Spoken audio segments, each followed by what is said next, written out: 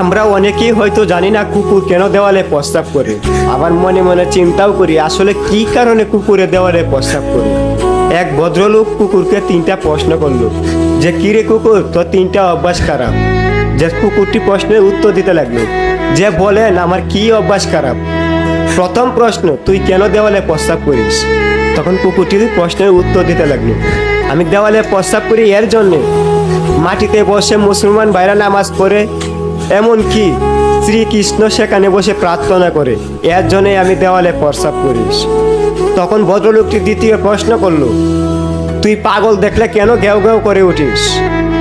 তখন কুকুরটি আবার দ্বিতীয় প্রশ্নের উত্তর দিতে লাগলো, আমি পাগল দেখলে ঘেউ ঘেউ করে উঠি এর জন্য যে দৌড়ায় নিয়ে যাই, এর জন্য যে কারণ আল্লাহর সৃষ্টি বান্দা আল্লাহর কাছে হাত না পেতে মানুষের কাছে হাত পাতে, এর জন্যই আমি পাগল দেখলে দৌড়ায় নিয়ে যাই।